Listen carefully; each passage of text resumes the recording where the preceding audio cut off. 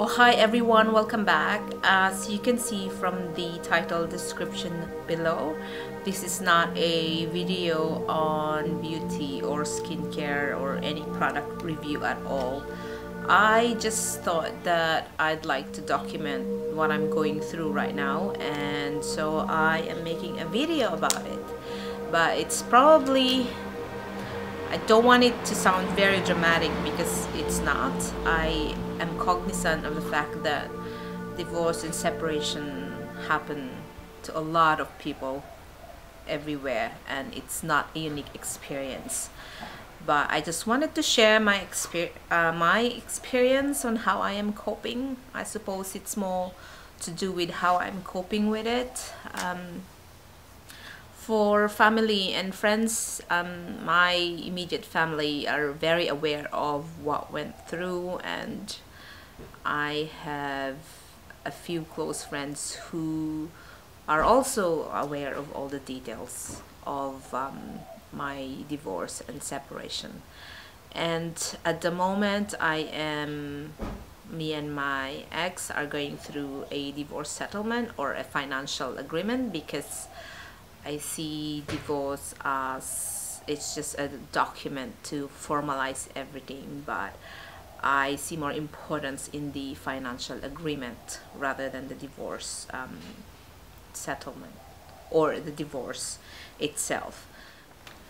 So I just would like to share tips, I suppose, on how I am coping with my separation or divorce settlement. I actually wrote a post on my blog the other week on how I am coping, so for those of you who are not interested in watching me talk about it, just go through and visit my blog, and I have made some notes in there as well.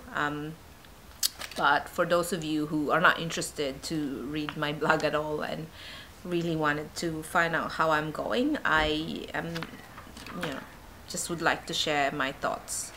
Alright, so I think the first thing that I've been separated more than 2 years now, and my ex and I decided to go through all our, sell our investments so I can pay, for my house, and go through all the close of all the other companies that we have set up. And so we decided that we will go through the financial agreement once we sort of closed off everything. And that's where I think the tension is coming, because there are things that we have agreed before, and then circumstances change and people change, I suppose. And I know me enough to know that I will honor any agreement, but at the same token, it's stupid not to put that in writing or do it properly and document and execute everything.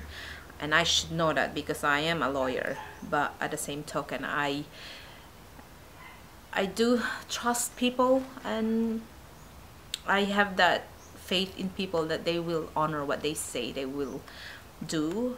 And I'm still, I'm still holding on to that. Could be something that is stupid, but then I don't know.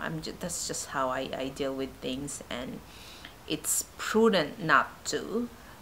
But I believe in higher forces. So there are things happen to us that really we cannot control, and so I just have to trust that everything will be all right, and everything is well. It's the little drama and kinks that I go through is part of it, and the way I see it now, it's just a matter of I label it as an administrative issue that we have to go through, because that's what the law and court expects us to do. And so we just have to go through and honor what the process is, and regardless of the emotions that is involved. So I suppose the first tip I would have to say is to look after yourself. And I always say that there's no use helping other people if you are not well, and hence it's best to just focus on looking after yourself, and you do whatever it is that you can do to make sure that you're okay. You're doing everything to. Oh, hello, Ted. I'm actually in the courtyard, and anyway, Ted's here with me, but he is so happy to be around the trees or the garden. And yes, so looking after yourself, you define whatever that means to you. For myself, there was a point where I really didn't want to socialize at all. I don't want to talk to other people about it, and so I just stayed home. I've actually started to watch more DVDs, and by doing that, I also was eating more, so I gained a lot of weight in the process, and that's just what I did to cope. And I am aware of the fact that I was gaining weight, and I decided at some point to go on a diet. But then sometimes, hey Ted, there was a point in time where I decided that I didn't want to socialize at all. I don't want to go out with friends or with a lot of friends. I'd rather do it on a one-on-one basis, like talking about it individually rather than in a group. I find that more satisfying, because in a group setting it can be tricky. I don't want to do that, and also I decided to just hibernate, and also I decided, I use my sauna daily, and I meditate. I think I've meditated more than ever. Because I am aware of the fact that a lot of the answers to our question, actually, we already know deep within our hearts. I meditated a lot and prayed. There were moments when my prayers were so, like, I would ask God and blame God, like, why me? And it's over. When I look at it now, it's so over dramatic, but it's still a valid question. I see me as a child of God, and I am entitled to some of the answers in the questions that I have. But deep inside, if I really go through deep meditation and prayer, I will find that answer. Eventually it will get to me. So the look after yourself is so important, and I suppose it's best to be healthy, be fit, and not use food as a coping mechanism. But whatever it is that will help you. I mean, I don't drink, I don't smoke, I don't do clubbing. So food is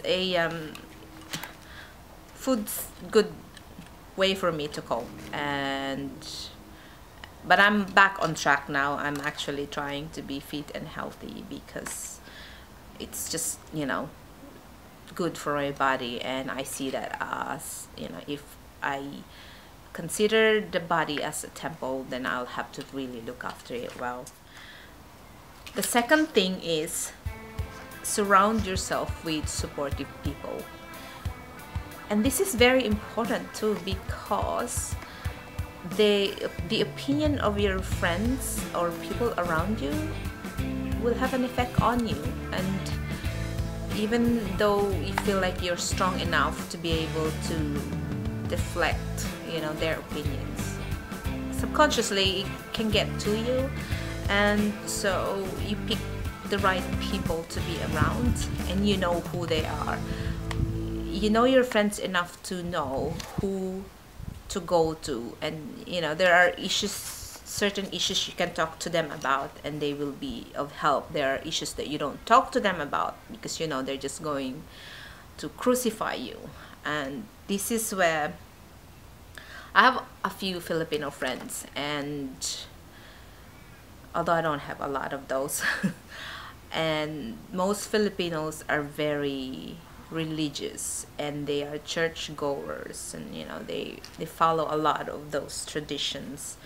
And for them to have a friend like me who's so quote unquote worldly, they're the ones where I don't talk too much the details about my life, because the fact that I am separated, going through divorce, to them it's a no-no. And I am careful about those people, because I have seen how they can be self-righteous and judgmental. And if you're going through enough drama already, you don't want them around. So if you have people around that, you probably best to stay away from them, and find people who are really more supportive. And there are people who probably haven't been through what you're going through, but that they are genuinely supportive and kind-hearted and understanding, and that they will not put any judgment on you. Because the last thing you need around is people who would say, what have you done? And I have a Filipino girlfriend like that, and she sees my ex to be the best husband ever, but she is not aware of what goes on or what went on in the marriage anyway. And all she could see was how good my ex was to her, and to them as a couple and as a friend. And yeah, so it's just probably best to avoid those people, and just surround yourself with people who are supportive.